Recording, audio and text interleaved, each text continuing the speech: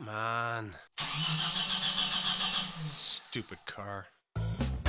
So basically what we've got going on here is pickle making here at HENN's place, and we are going to be making two different types of pickles. As HENN mentioned before, one with a hot brine, and then you put the pickles in a jar and you pour the hot brine over it and you seal them, and then after a few weeks they're probably good to go. And the other one is a cold brine method, which means you create the brine and then it has to cool, and then you put the brine into a large crock pot and you throw the pickles in, and after about 2 weeks they're ready to go.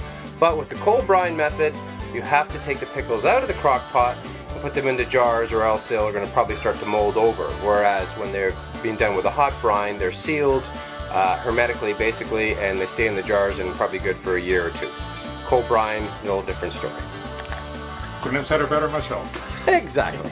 So we're going to start with the brine. What we're going to do, about 8 liters of water in here for starters, and we'll get it on boiling. So. And this is just gross salt. Yeah, this is just, you can't use salt with iodine in it. You can, but it ruins the pickles. So it's for canning and pickling, and it says so right on there, available at So it's best to do it with non-chlorinated water. It's actually, I think that's the reason, one of the reasons why they suggest that you boil the water first to get rid of the chlorine. And then non-iodized salt. Non-iodized salt, gotcha. So anyway, what we end up doing is the pickles and everything has to go into jars. The jars have to be sterilized. So for the sterilization process, maybe a... Well, if you know where the jars have been, you don't always have to sterilize them. But these things have been sitting around for a while, so just safety sake, make sure that they doesn't have any mold in there.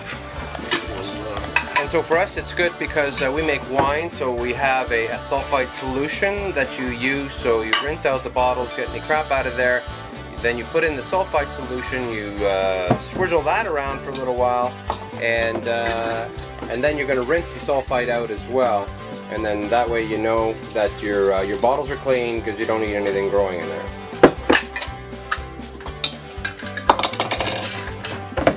And don't forget to put the cap on when you're doing that, because that way you know you're sterilizing the cap as well. This goes out. And then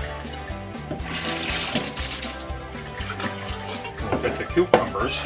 You can get your cucumbers locally at Holland Marsh, and we're going to see what they look like right now.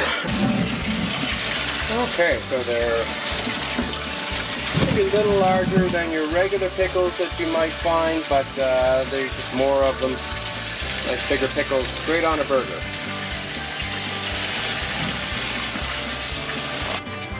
The other ingredients being the pickling dill. Dill, okay. That's yay. Here it is here, available also probably from the Holland Marsh. If you want to buy it in the larger stocks, you can get it from your grocery store, but probably not as good. Usually the grocery store, the things are all dried out, and it's lost some of it. And then there's horseradish root. Horseradish root, which you got as well from your market. Yeah, just grocery store. So you have to peel, get the hard skin off it. So, there's horseradish. Ooh. If you ever had radish, it's considerably hotter than that. Pretty potent stuff. So, whoo! Ha ha ha! So we're slicing up the horseradish. Looks like maybe thin 1/8 of an inch slices. Yeah. So while we're slicing horseradish, our water is slowly coming to a boil. Start to see some bubbles down there. And over in the sink, we've got our pickles soaking, just getting cleaned up. And pretty soon we'll be going into the jar. And then we have garlic. Garlic. A large bulb of garlic. More or less the same thing. Pretty well the same. We're going to slice up the garlic. Okay.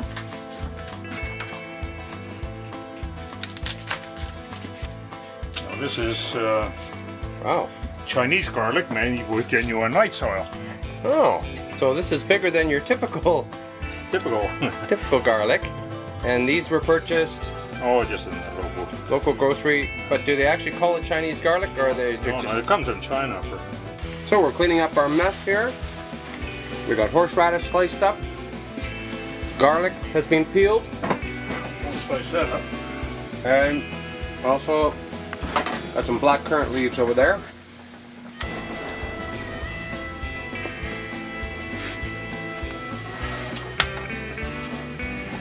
We're going to slice up the garlic as well. It's just going to go into the jars as slices. So store-bought pickles have the vinegar, and this recipe uses water and salt as a brine. So, and I think it has a far superior taste as well. We'll start off with the, we'll do one large jar for starters, and then my cameraman can take over. Right on! Because it'll all be repetitive at that point. So, basically what you start off with a layer of dill on the bottom. You just cut it up so it more or less lays down. So coarse, fine, everything goes in there. Everything goes except for the very coarse stems. Okay. Not that much flavor in them. So there's no point in putting the really heavy ones in, just... So you don't want really thick like this, but the thinner stuff like that, perfect. So there's our first layer of dill has gone in. That is slices of garlic that are going in now as well. Some horseradish. And horseradish. So our first layer consists of maybe 2 slices of horseradish. Something like that. And maybe a large clove of garlic sliced up, maybe, which well, I'm not certain about these. It's a different type of black currant, but anyway, we'll put them in. Okay, so these are black currant leaves as well from Mom's garden. So what we'll do with this one, we'll put the larger pickles in here.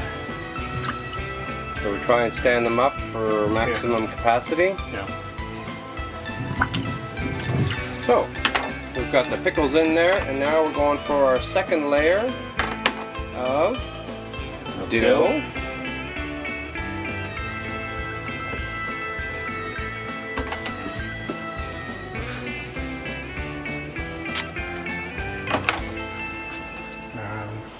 And more horseradish and garlic going in.